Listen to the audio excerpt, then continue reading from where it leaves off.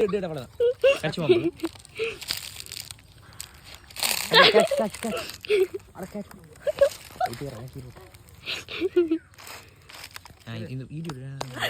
பண்ணி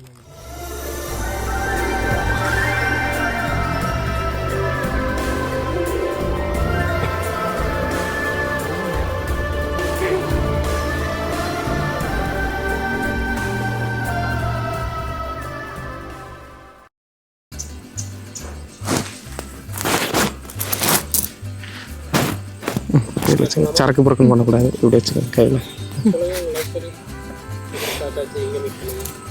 ஐயோ நீ ஏன் சொல்லுடா, நீ ஏன் சொல்கிறான்? ஐயோ அதை சொல், அது எப்படி சொல்கிறது? நான் ஏதோ ஒரு படத்தை சொல்லுங்க, தெரியலையே எனக்கு. ஸ்கூல் படிக்கும்போது மீட் பண்ணோம். ஒரே ஸ்கூலு, ஒரே கிளாஸ். நான் ரொம்ப வருஷமாக அதே ஸ்கூலில் தான் இருக்கேன். மேடமை பார்த்ததே இல்லை. திடீர்னு 11th படிக்கும்போது மேபி விசிட் அடித்தாங்க, மேடம் பார்த்தேன். அப்போ பார்த்தபோதுவே ஒரு அட்ராக்டிவாக இருந்துச்சு. ஓகே மேடம், ஓகே சம்திங் ஏதோ நமக்கு அப்படிங்கிற மாதிரி இருக்குது அப்படிங்கிற மாதிரி இருந்துச்சு.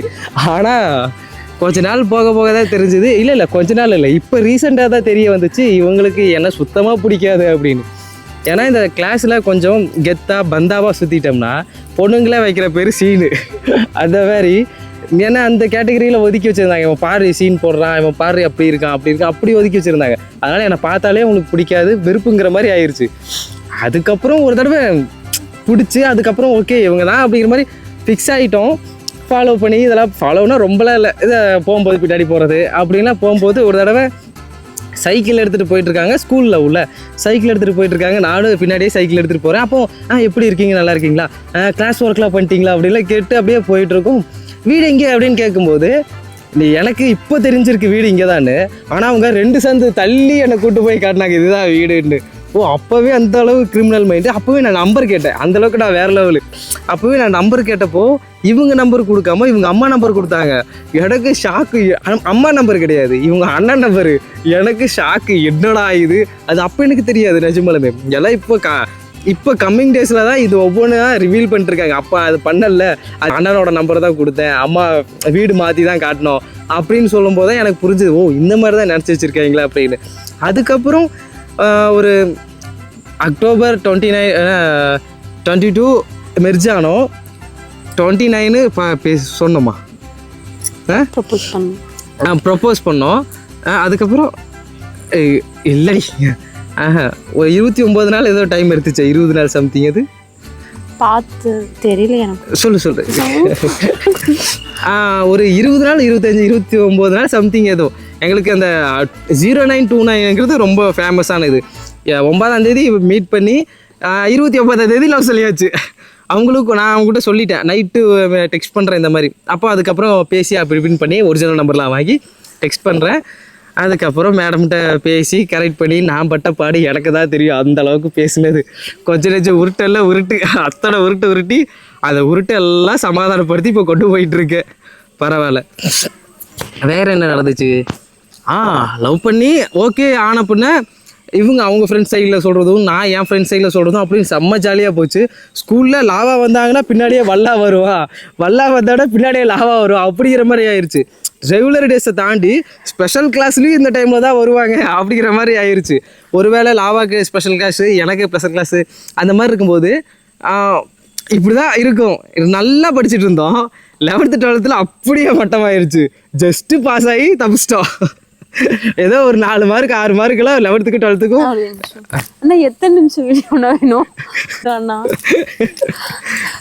அப்படி போய் அப்புறம் வீட்டிலலாம் பேசி அதை சொல்லிடுறவா வீட்டிலலாம் பேசி சம்மதம் வாங்கி அதுக்கு பெரிய போராட்டம் பண்ணி அப்புறம் சரி அப்படி இப்படின்னு பண்ணி ஓகே கல்யாணம் பண்ணிக்கலாம் அப்படின்னு பிளான் பண்ணோம். வாங்காத அடி இல்லை, சொல்லாத பொய் இல்லை, அந்த அளவுக்கு போய் சரி ஓகே கல்யாணம் பண்ணிக்கலாம் அப்படின்னு சொல்லி லவ் மேரேஜா லவ் கம் அரேஞ்ச் மேரேஜா மாத்திரக்குள்ளே நான் பட்ட பாடு, நான் மட்டும் இல்லை மேடம் பட்ட பாடு இருக்கு 2 பேரும் சேர்ந்து.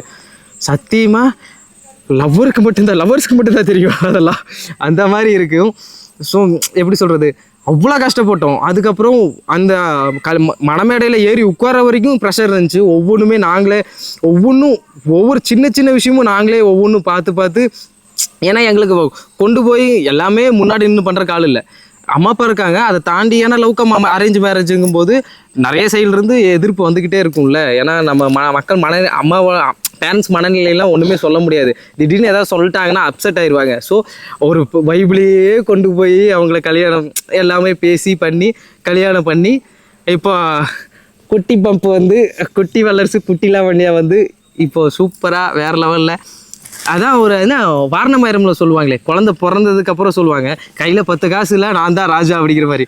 ஆனால் இப்போ சீரியஸாக நான் இப்போது வேலைக்கு சாப்பிட்ற அளவுக்கு சம்பாதிக்கிறேன்.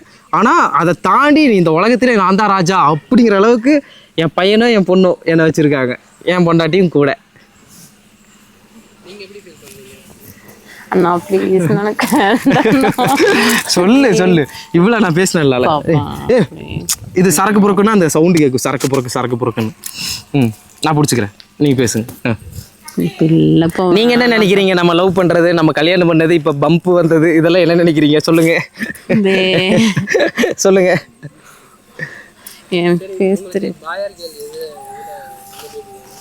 பொண்ணு வேணும்னு ஆசை, ஆனா ஏதோ ப்ரெடிக்ஷன் வந்து பையனா இருக்கும்னு தோணுது. அந்த ப்ரெடிக்ஷனும் எதனாலனா, நான் பையனை கொஞ்சம் போதெல்லாம் தம்பின்னு சொல்லி கொஞ்சறனால அவங்களுக்கும் ப்ரெடிக்ஷன் வந்து பையனா இருக்கும்னு. எனக்கு ஒரு மிராக்கல். நான் தம்பின்னு சொல்கிறேன், குழந்தை வந்து கேர்ளாக பிறந்தாலும் நான் மனசார ஏற்றுக்குவேன். எனக்கு கேர்ள் வேணும், ஆனால் தம்பின்னு கொஞ்சிட்டு இருக்கேன். என்னன்னே தெரியல, எப்படி சொல்கிறதுன்னு தெரியல. இப்போ ஆம்பளை குழந்தை பிறந்துச்சுன்னா பொன் பிள்ளை இல்லாததுக்கு ட்ரெஸ் எல்லாம் போட்டு அழகுபடுத்துவாங்க, அந்த மாதிரி கொஞ்சம் அழகுபடுத்திக்கிற தம்பின்னு பிறக்கிறது பெண் பிள்ளையாக இருந்தால் ரொம்ப சந்தோஷமாக இருக்கும். ஓகே, வேறு ஏதாவது சொல்லணுமா? நீ சொல்லு, மனசில் பட்டது சொல்லு. என்னன்னா இடையில ஏதாவது யோசிச்சு வச்சிட்டீங்களா? சொல்லுங்க அப்படின்னு. சொல்லு. ஏய் சொல்லுடி. இல்லைண்ணா வேண்டாம். குழந்தைக்கு பேரா கேசவன் தான், ஃப்ரெண்டோட பேர்.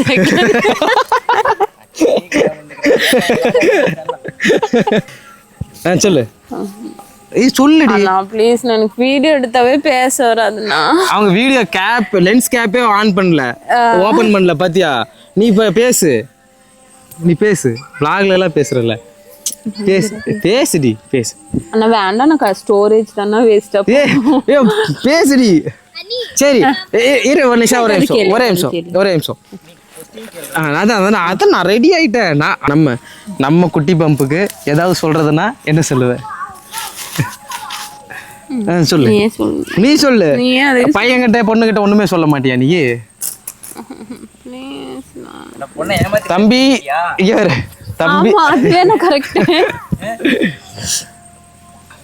பையனோ பொண்ணோ வெறித்தனமா உங்களை லவ் பண்றதுக்கு நாங்க 2 பேரும் வெயிட்டிங். ரொம்ப நல்லா பாத்துக்கிறோம், ப்ளீஸ் வெல்கம்.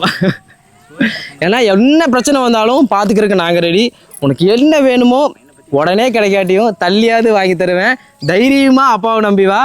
அவளா நம்பாத, நான் இருக்கேன், நீ வா.